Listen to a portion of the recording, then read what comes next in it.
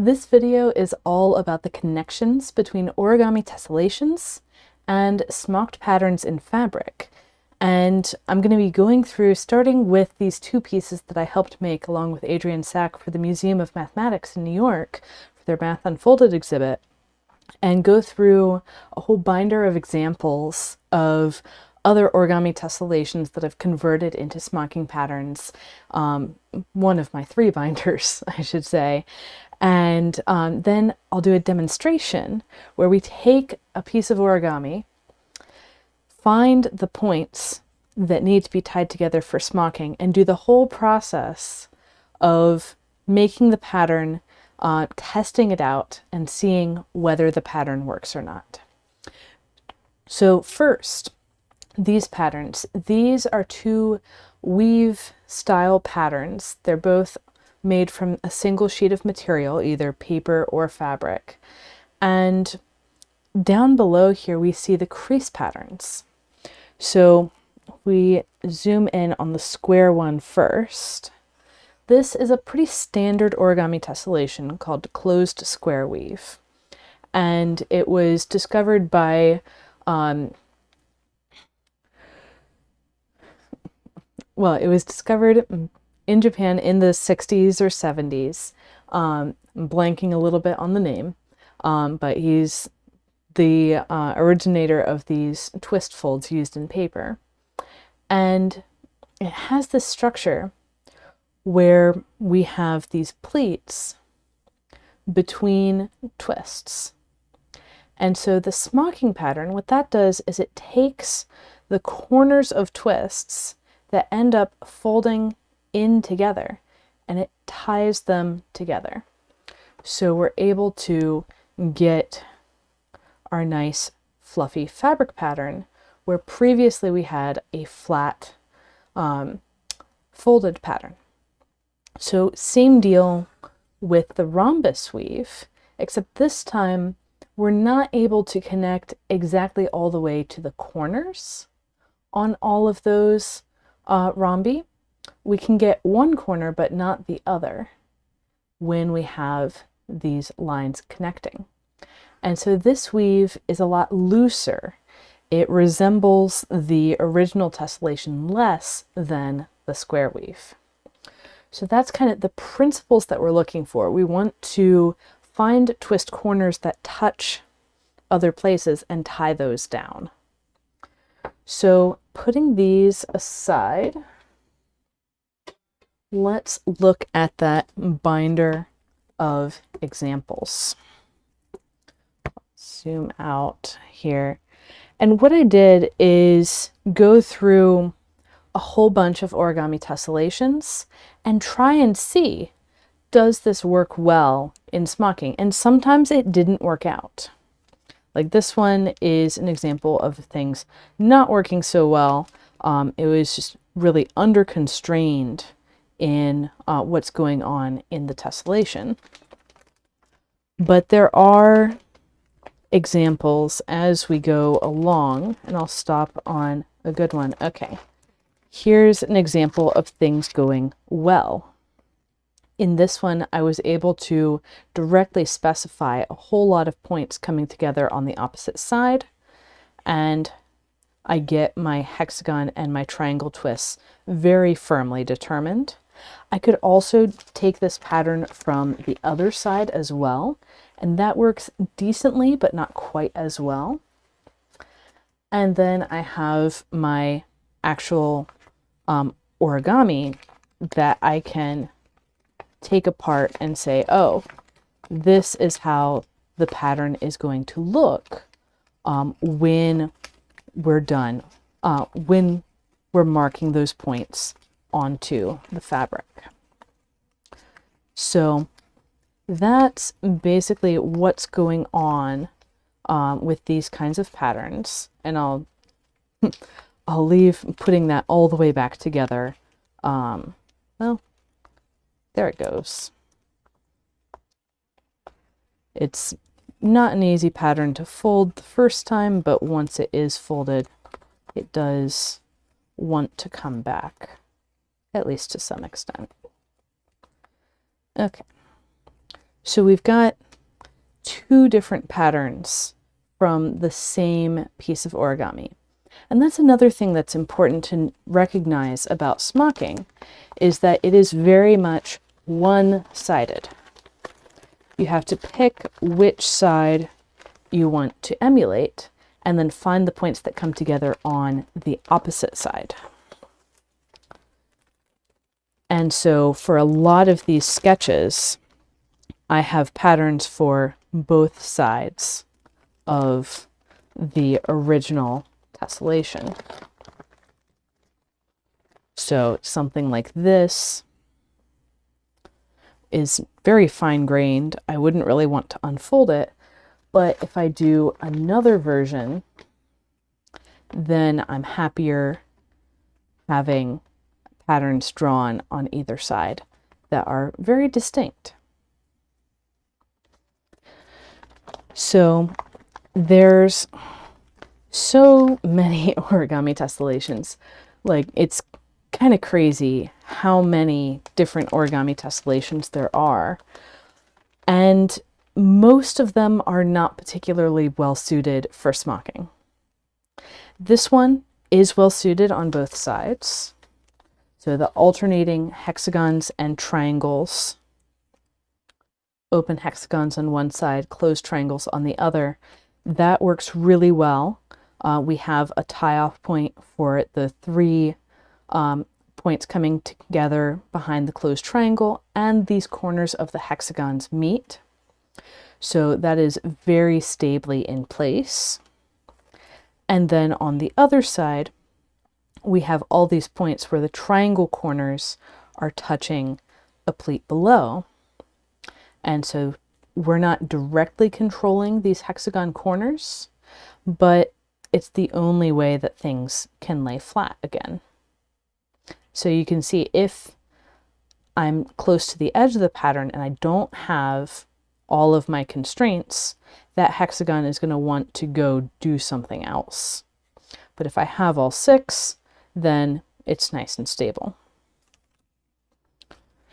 And that is really the story the whole way through, where you have a lot of corners of twists touching things, and where you don't have way too many layers. Like this one, this does not look anything like that. It's an example that did not work out. And likewise, this one. So this was in my reverse engineering days. I did most of these in 2018, 2019, a little bit of 2020. This one has decent connections on one side, but much better connections on the other.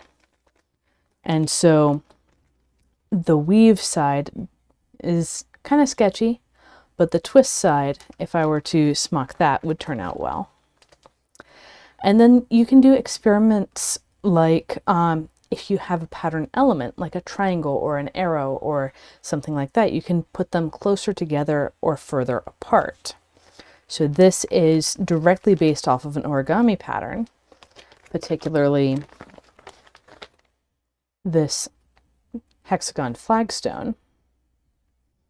But then if you move those triangles closer together, you get this squishier pattern, which may or may not be what you're looking for, depending on your application.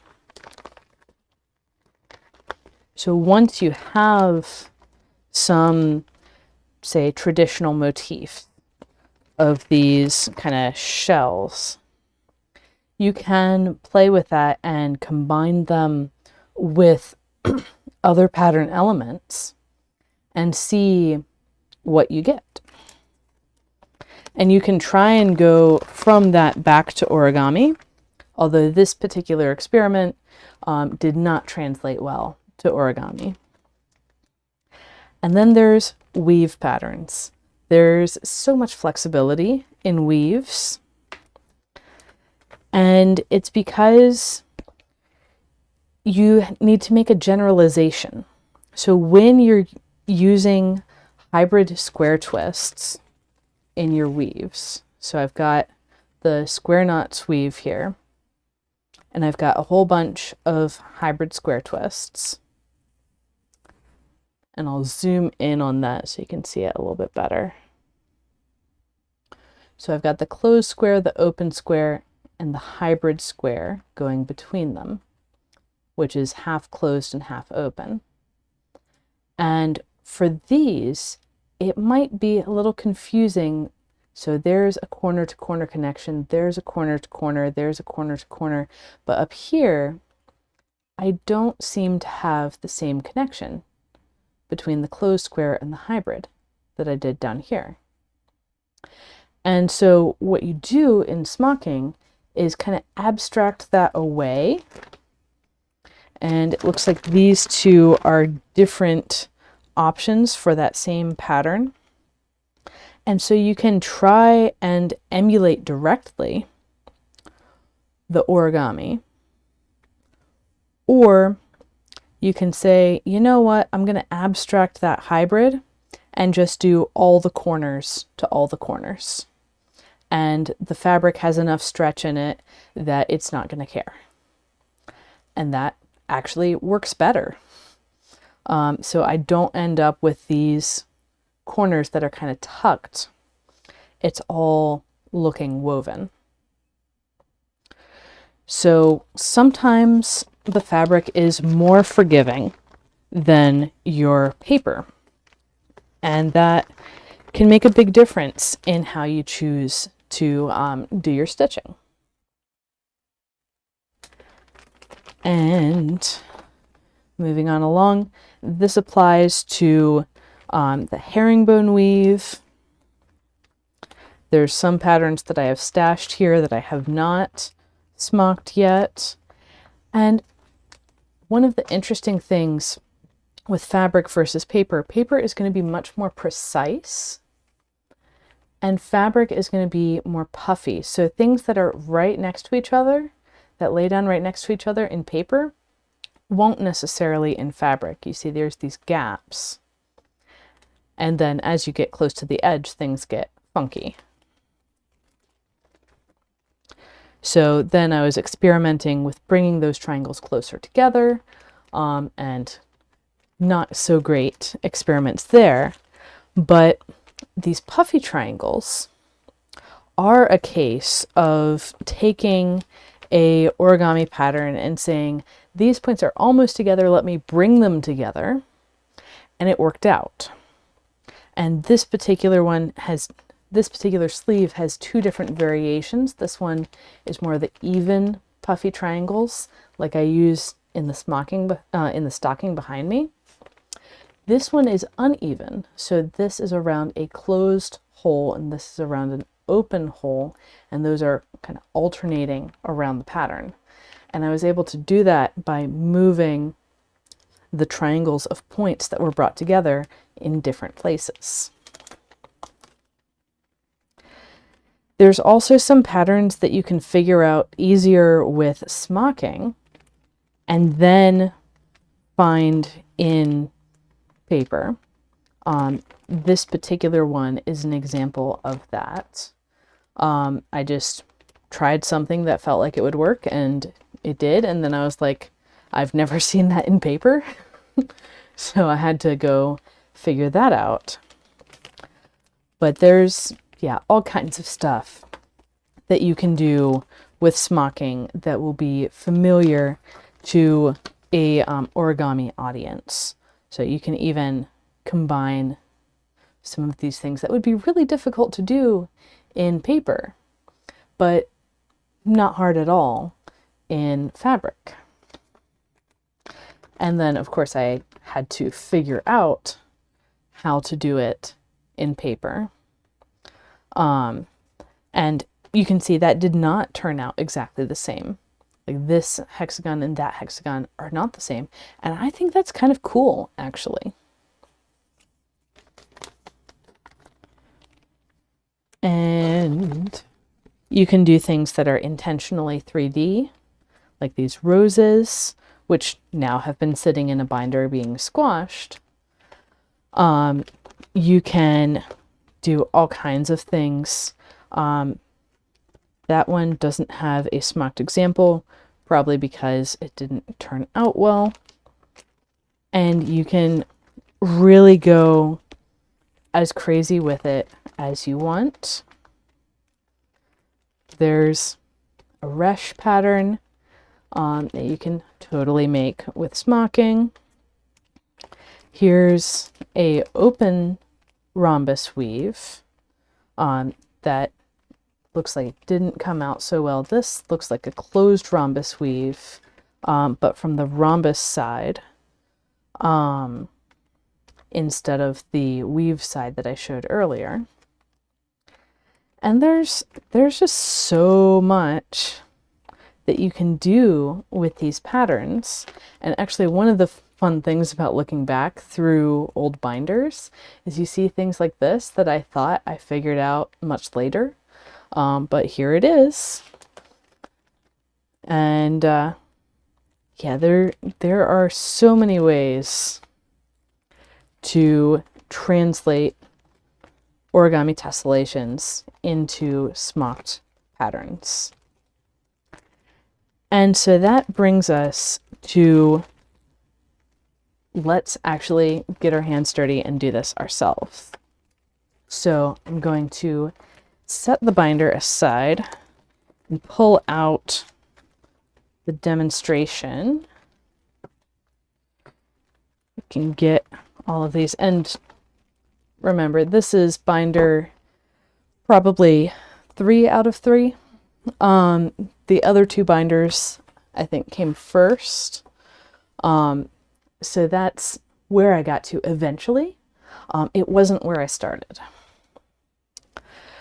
But for a advanced pattern right now, let's take a look at this Sunflowers Origami Tessellation. And you might notice that this is not the same kind of folding that I would be doing for a display piece. It's not the same kind of folding I would be doing even for a practice piece. I specifically made this fragment of pattern so that we could use it for smocking. So I used a nice big grid. These grid divisions are about as wide as my thumb. And I set up a fragment of pattern so that I have 2 hexagons. So those are going to be the 2 places that are easy to locate. And now, if I want to create this pattern on the front, I'm going to need to find my points that come together on the back. And so I've got these 6 points that all come together.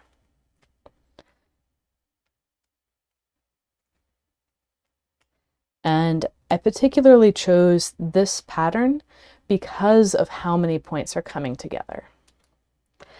And then we have these points that I'll mark in blue, and these are corners of the triangles, yes, but they are also corners of the rhombi. So the rhombus twist coming in from this side has its acute angle corner in at that point.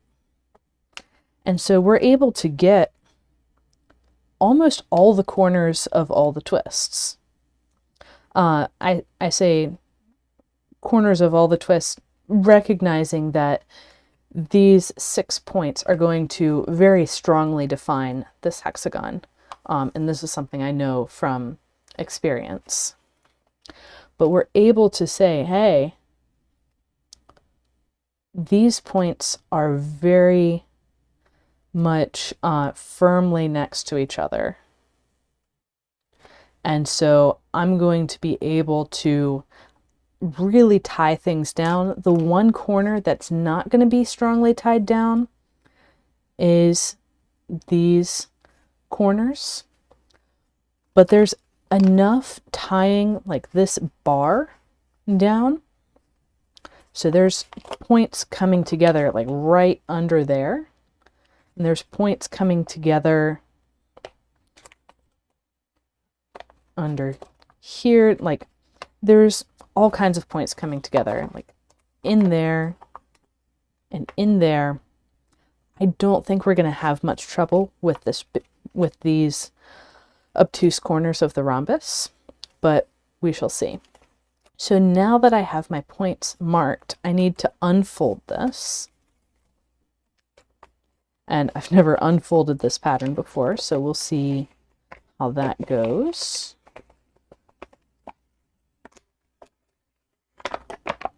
There we go.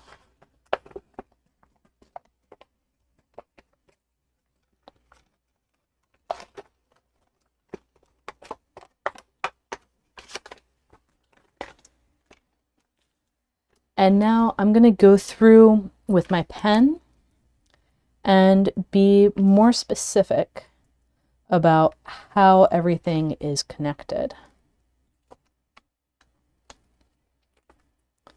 So I'm drawing out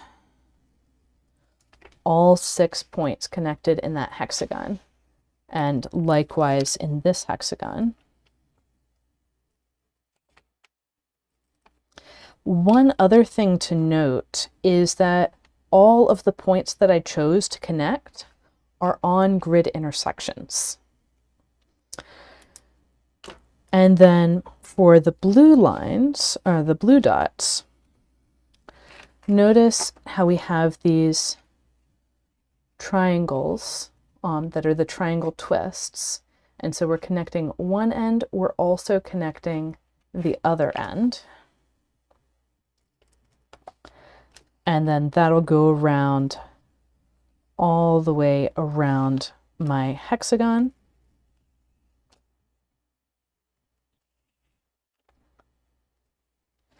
On both sides here.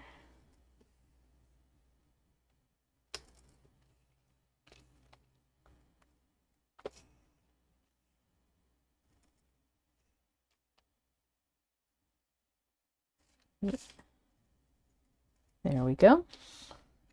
And so now I need a way to transfer this pattern onto fabric. So I've got my pattern, I have repeats. So what I'm going to be able to do is when I'm copying this pattern on a bigger sheet of fabric, I'm going to be able to copy this and then use one repeat to match up with a previous repeat and then pivot and put more of the pattern somewhere else. So what I'm going to do is stab my paper, make some holes. And there's a couple different ways to do this. If you're directly doing a test like this, then stab the paper, make some holes. You can also draw up the pattern on a background grid and print it, and then either stab the holes or go hardcore and use an X-Acto knife and cut out all the bars. You'd want to leave one bar not cut out for those hexagons. But I'm just going to take my pencil and stab and go a little bit deep, so I've got a nice big hole. So that's going to take me a minute. So there is still a use for standard pencils. Even in Origami Tessellations. Now these points that are right at the edge of the paper, I'm not going to really worry about. I'll just mark it right at the edge. But everything else, I'm going to be stabbing and making sure not to stab myself in the process. But yeah, this is the fast way to prototype.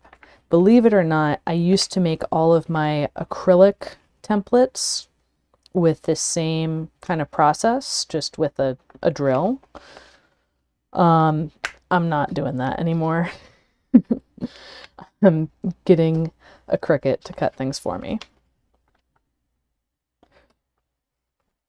So one reason that I'm grateful now that I chose a very skinny sheet of paper to fold the sample on, is I can actually reach into the center of the paper to stab things. And so some pre-planning that went into this is I looked at the crease pattern of the original Origami Tessellation, and I saw that the repeats would be aligned on the same grid line. So I already knew that going in before I folded this grid, which is convenient for today's purposes. And once you really internalize like how folds come together, you could just go to a crease pattern and start saying, hey, this point is going to come to here. That point is going to go to there. Let's just draw the smocking pattern directly on the crease pattern. And that can certainly be done, especially for simpler patterns. And then you can print and either cut or stab, however you choose to do it. Now, the benefit of having an acrylic template instead of stabbing paper is that you can actually see through and you can see, am I almost aligned or am I not? It's not a matter of picking up the paper and putting it back down so many times to see if you're aligned with the pattern that you already drew. So just like my previous video on smocking, I've got a random piece of purple flannel, and I'm going to lay this out so we get a good sense of if this will work. And I'm going to put this a little close to the edge so the hexagons are going to be kind of the first thing that's fully folded. I'm going to grab my fabric marker, and when I'm marking my points here, I'm going to make little X's, and I might need to shove some paper out of the way to get down to the fabric for sure. So I'm marking my points, and I'm just feeling as I go to make sure that I'm marking the fabric and not my desk.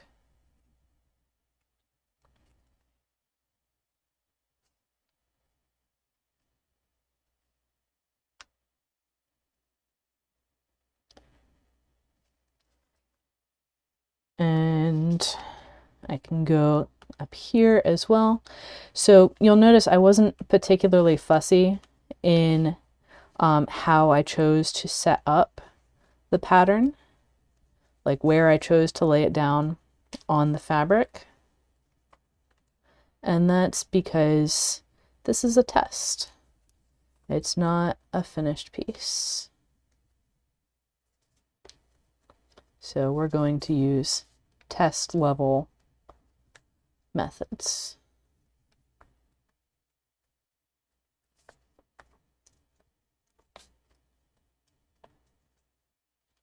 And that's what I need there.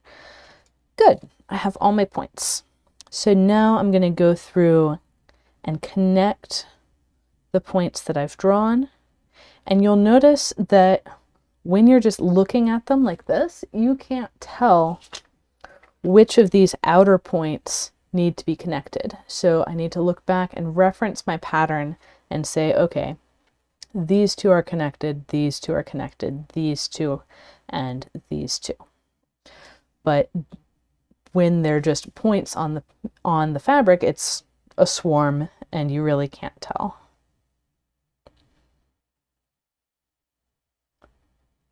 So that's something to be careful of as you're marking your points. Another reason to use an acrylic template. So now I want to get the next hexagon in the middle. I'm going to line this up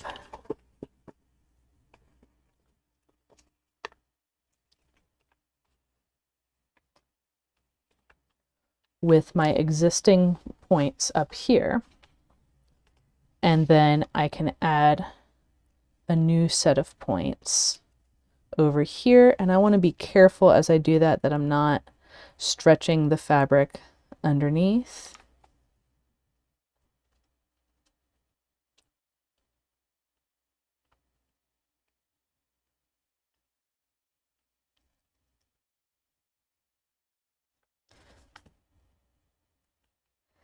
And I want to be careful to get every single one of the points that I want.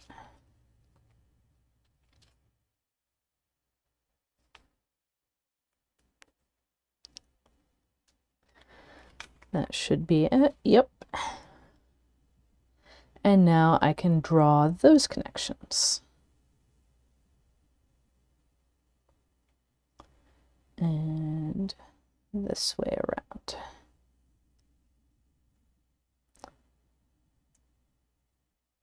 And I'm not really fussy if the line I draw for connections doesn't land exactly at my point. I still know where the point is and I still know what it's connected to. So let's see if there's any points down here that we can find. And I'm referencing to as early of a set of points as I can get, because that really is what I'm referencing. Because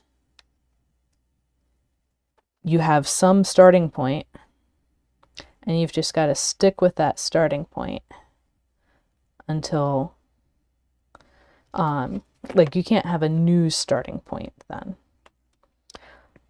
So I've got those two connected, and I've only got 2 of the 6 points of the hexagon, but I'm still going to connect those because that is going to end up helping us out at the edge there.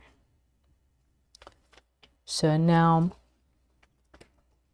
finding my references, that's about right. One of the other nice things that happened to work out with this pattern, with this particular paper, is that I have points on either side that are right at the edge. And so those are really easy to line up. So coming over here, I have points.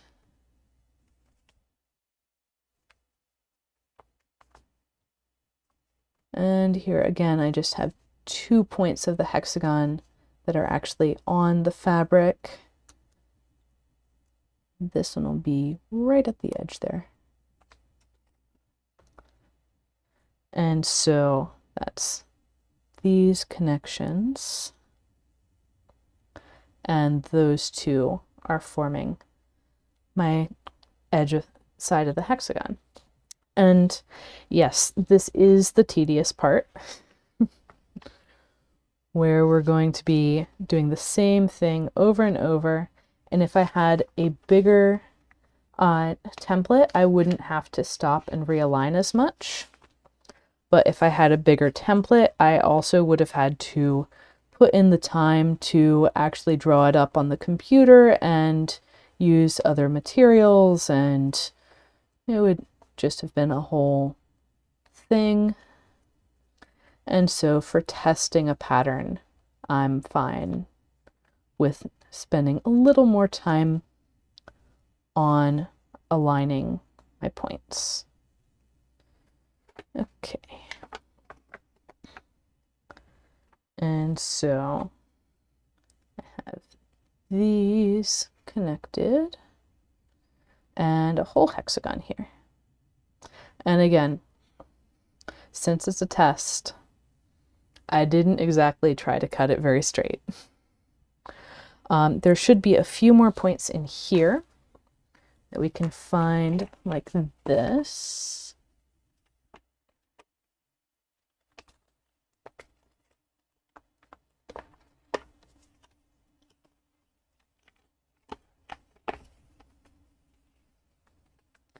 Yep.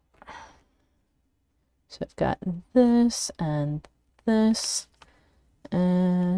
is on the fabric. Nice. And so is that one. Cool. But that one's off. Get this. And here. And there's my points.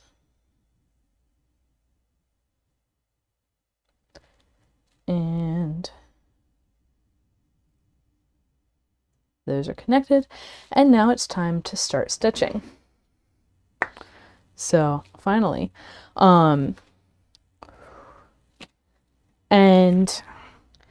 it doesn't really matter like what path we take around the fabric. I'm going to choose to start in this corner, just kind of arbitrarily, with the hexagon. So I'm going to grab my needle and thread, my scissors, my thimble, and my beeswax, and I'm going to need more than that amount of thread, so I'm going to take that off of my needle. This is the needle trick where you thread your needle with the loop and then pass your needle through the loop. So it's a removable double thread. And I'm going to do that again. And that's something that Adrian taught me. Get a nice long thread, snip that off, fold it over,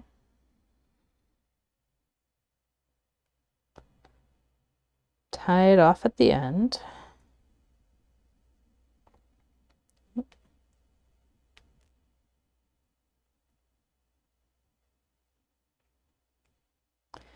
And then I'm going to run it through the beeswax a time or two. This is to prevent snags and tangles.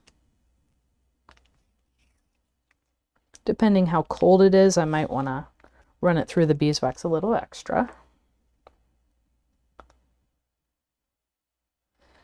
And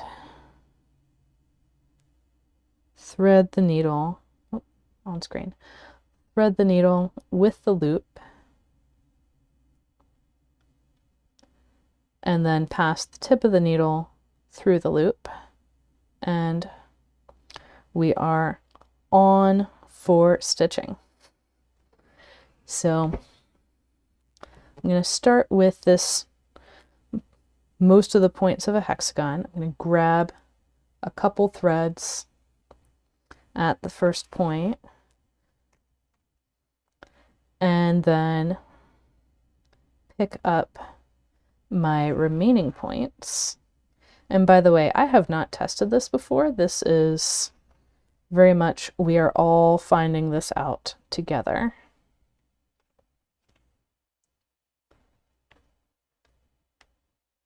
And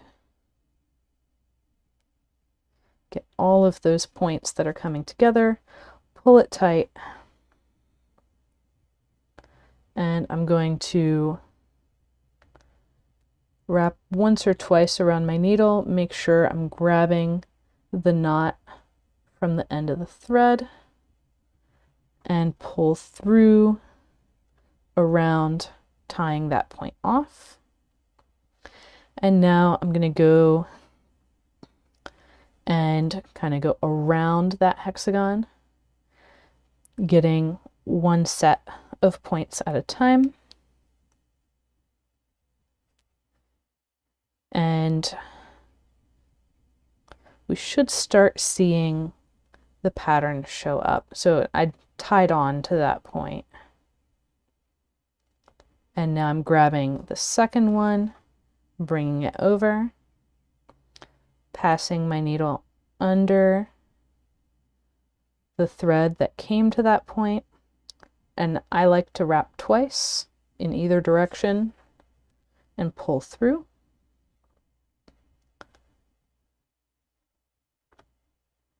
And then I'll go on to the next set of points, loop around and pull through to tie on, grab that next point to tie on,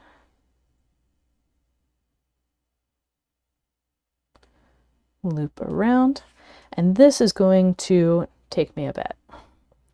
So if you're watching the recording, feel free to skip to the punchline, but if you want to see the whole process, here we go. I'm just going to go as fast as I can. We're all going to find out together in a moment whether this pattern is going to work or not.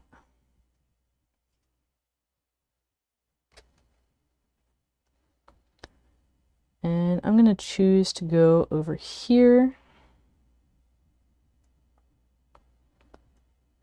I want to make sure that I'm not pulling these two distant points any closer than they already are as I tie on.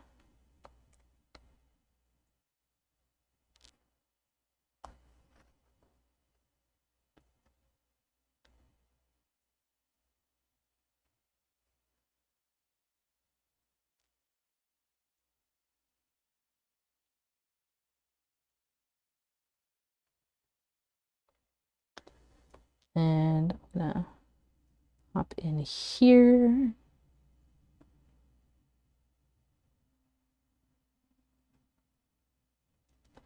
Need to find the straight path to that point as I tie off.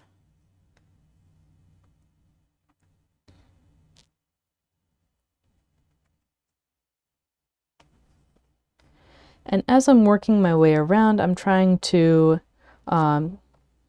just continue with one thread as much as possible.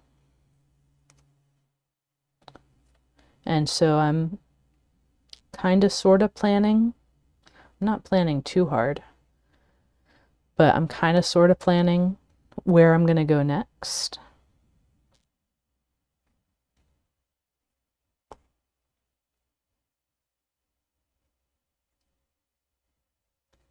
And I think I want to go into the center.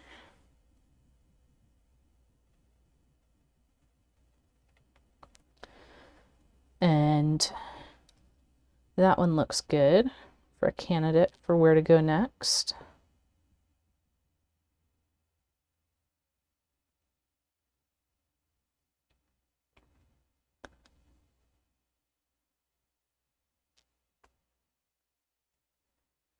And I'm just gonna keep on working my way around.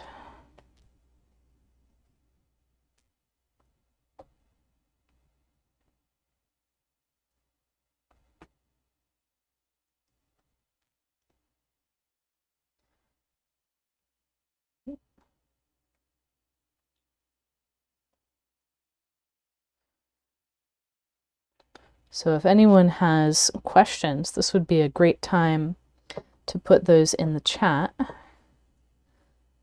I definitely have spare brainwaves to talk as I'm doing this.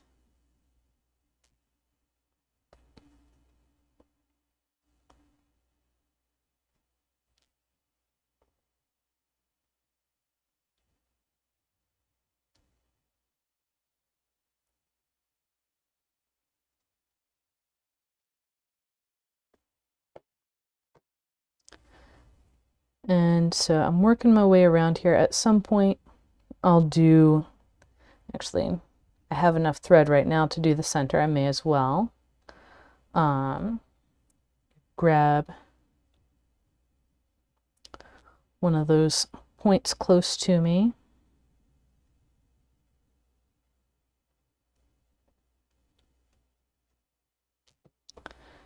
And then just grab all the other points.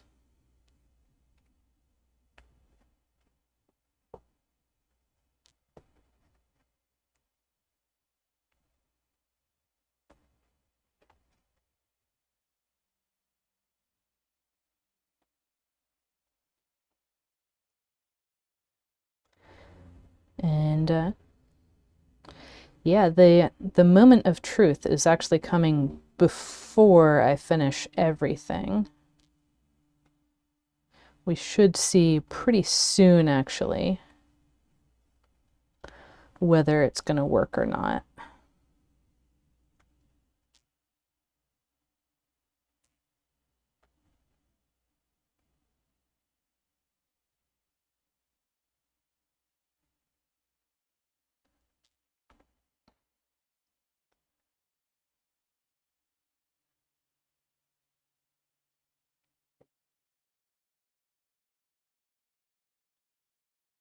And gonna do one more set of points before I get more thread.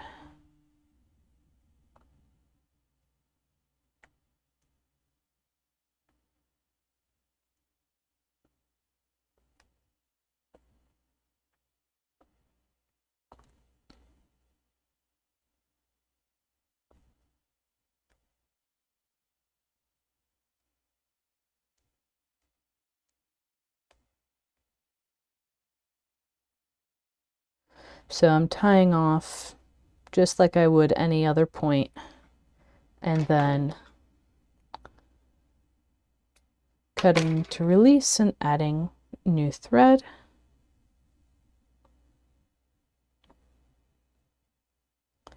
Figuring out how exactly I got that needle on there. Okay, there we go.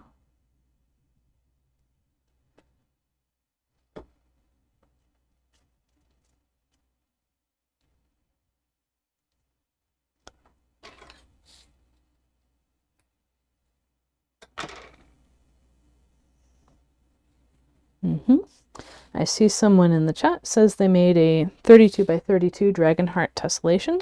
Good for you. I did get permission to teach it, and so that'll be coming up in a couple weeks.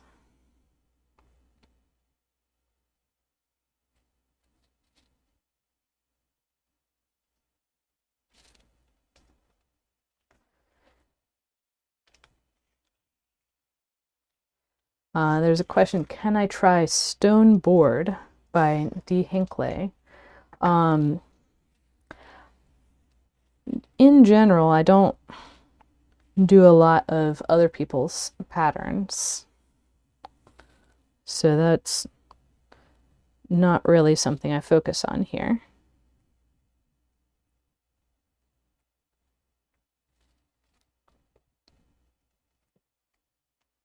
One thing I'm noticing, I've got a bunch of black dots on my desk now because the marker bled through the fabric. So that's something to consider for your own projects. You might want to have something behind your fabric while you're marking, or at least test it on a safe surface.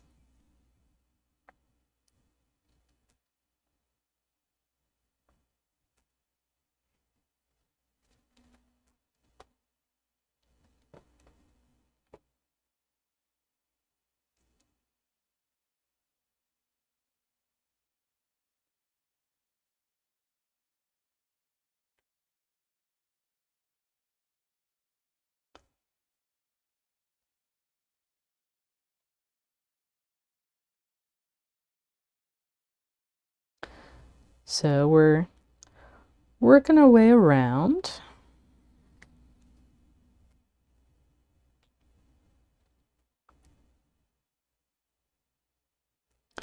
I guess something else you're seeing here is live me figuring out what order I want to sew the points together in. So that's definitely something you're seeing here.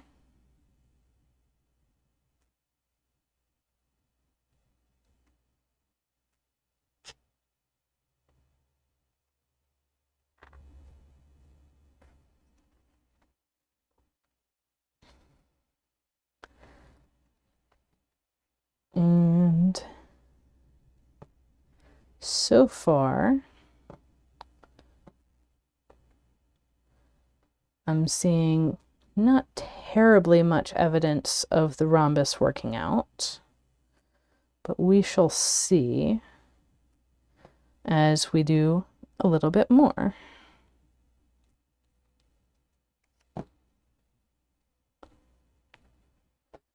And I'm going to arbitrarily choose to hop over to this one.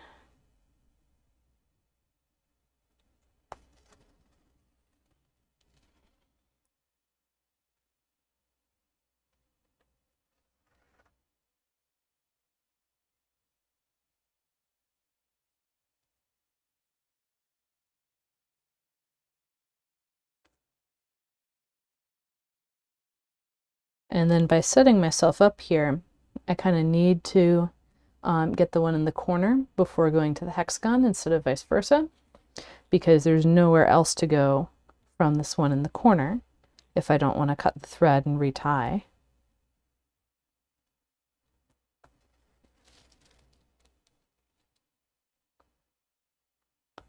So I'm always thinking a couple steps ahead.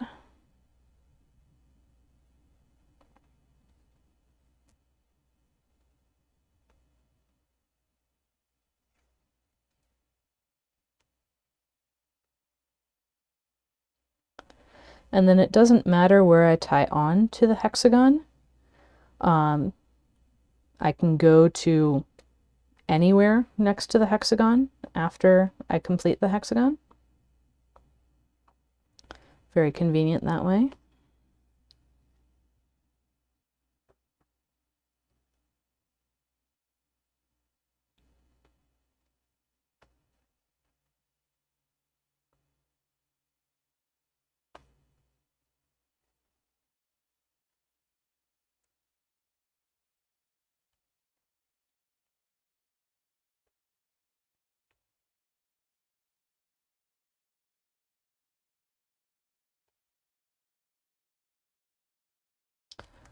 And then I just need to find my thread so I can loop under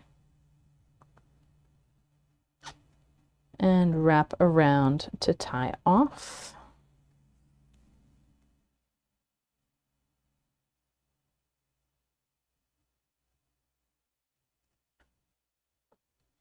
And then I can choose either of these two remaining points. I think I'll go with this one. I'll zoom out a little because that's mostly off screen for you.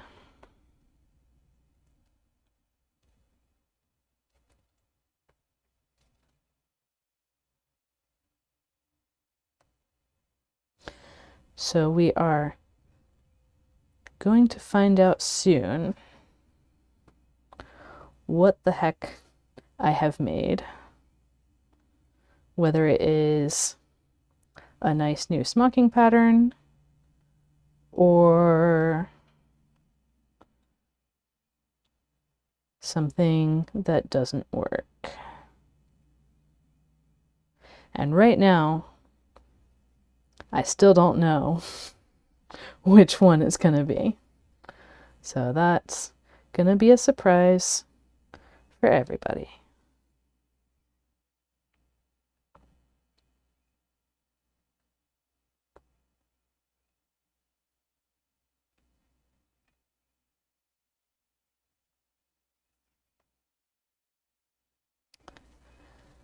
And here I'm going to work around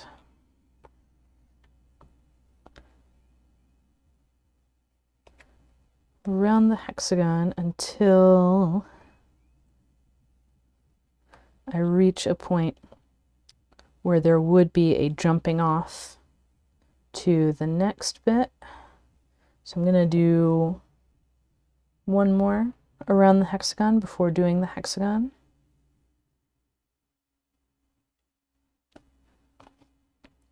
And I'm talking about jumping off to the next group of points.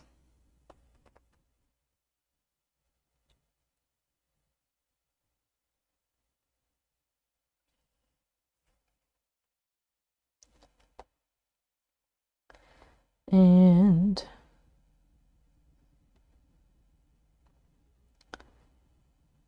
tie on to that hexagon and work my way around. I've been working my way around counterclockwise because I'm right-handed and that's the way that makes the most sense to me. But you could totally work around the points in a different order. There's also some advice out there to like zigzag around the group of points.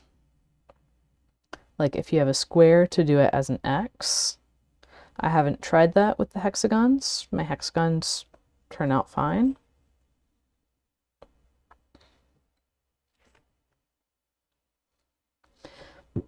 But you do want to get things tied firmly together and find your thread that you came in on so you can tie off.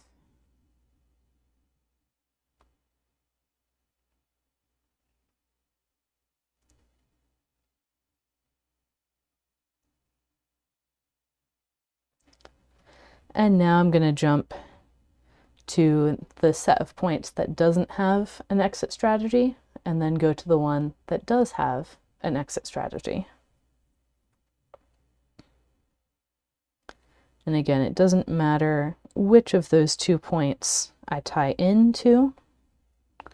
They're going to be the same in the end. And they're actually the same distance from the hexagon. Either way.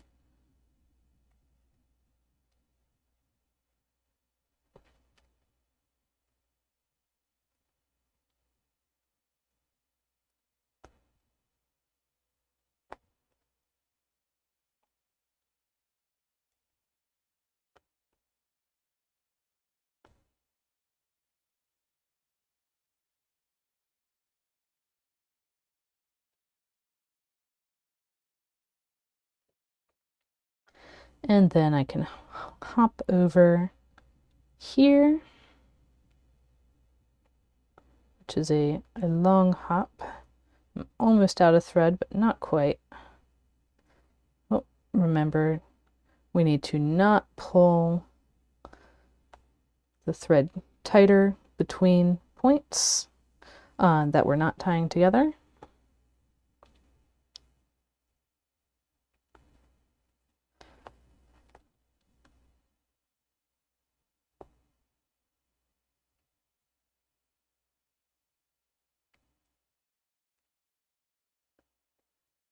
And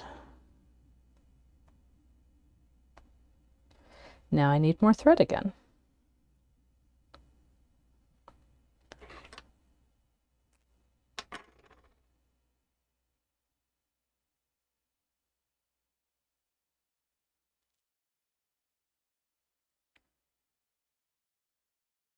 We've got just this one corner left, or kind of the side and corner. And things are looking interesting, shall we say. I'm not seeing the rhombus holes that I was expecting, or at least not as firmly as I was expecting them. So far, we have our lovely hexagons, which we need to kind of fluff into place. And then they're kind of doing something. They're doing something. But it's not exactly a rhombus. And so we shall see if it gets any more firmly in place, shall we say, by the end of the way around the center. So, more thread.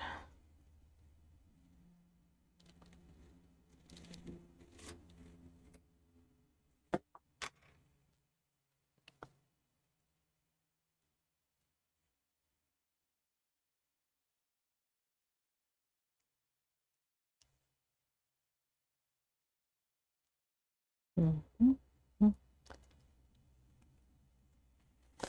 And wax.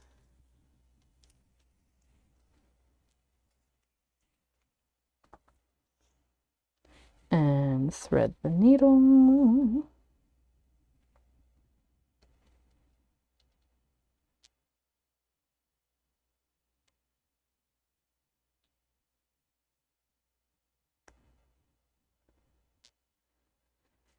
And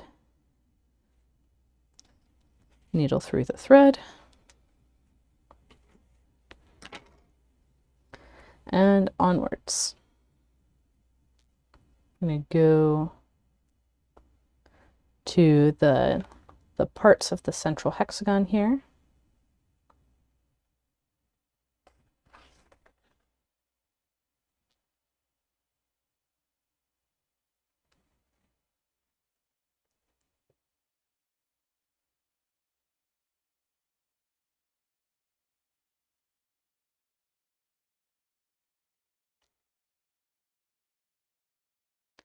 And we're going to keep on going around.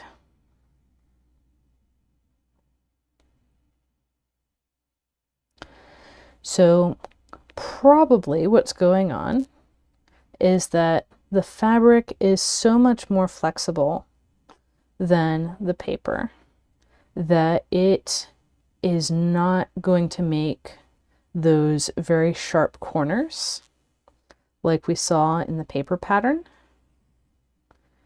And it's just going to be very uncooperative with that.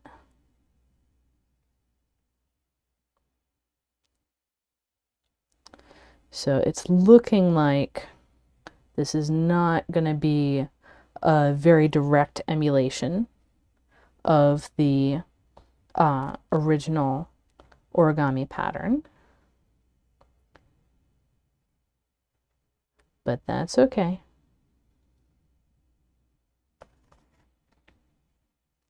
Like I said, I did not know if it was going to work out or not, but those were the best points that I could have chosen.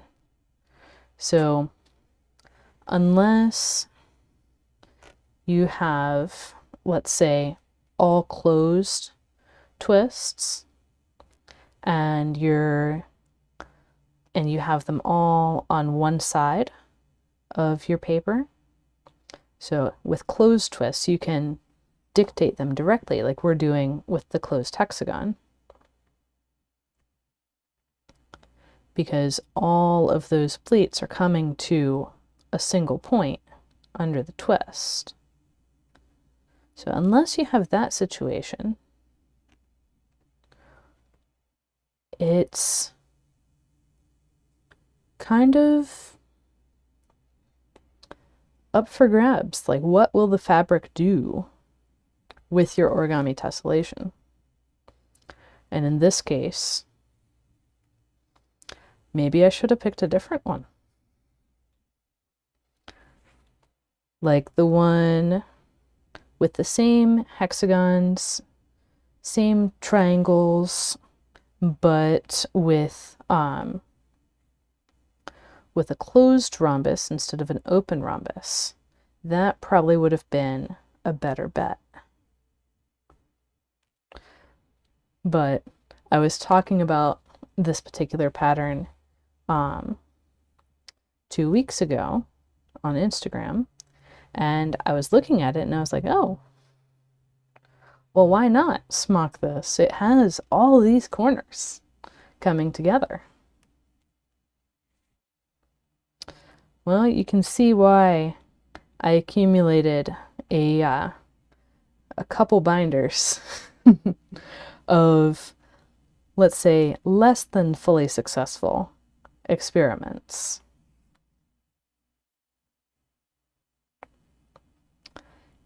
When converting origami patterns to smocking patterns.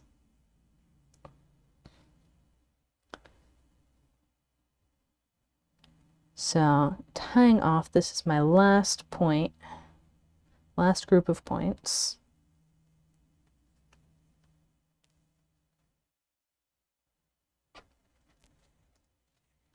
And so I'll trim off. And I can do a little bit of like fiddling with it, adjusting. I know that I'm going to have these big triangles showing up here on the back from the origami pattern. I can also try and tuck in a little bit under these corners. And so, oh, and the hexagons, you're always going to need to go and make them look pretty on the other side. So it's mostly there. And if you use a thread that's not going to show through on those points that are showing up on the front for this, then you're going to have even more of a similarity between, or you're going to have a nicer effect and a marker that doesn't show up between the two as well. But yeah, this is as nice as this particular pattern is going to get in smocking. And so that is something that I can go and I can say, oh, if I want this symmetry, maybe I want to use the closed rhombus instead of the open rhombus.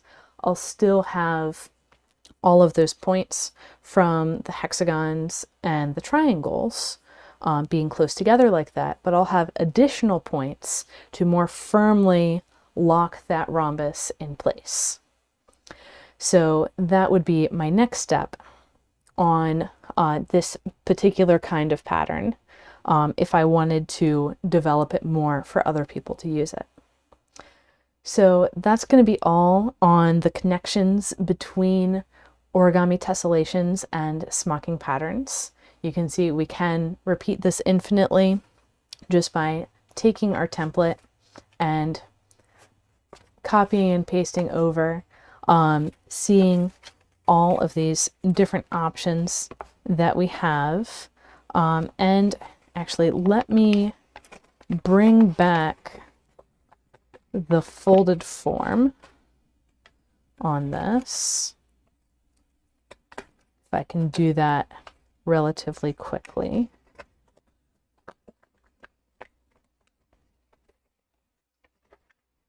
Perhaps. We shall see.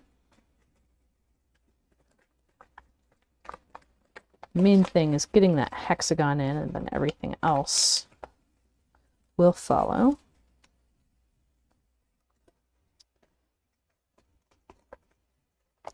There we go.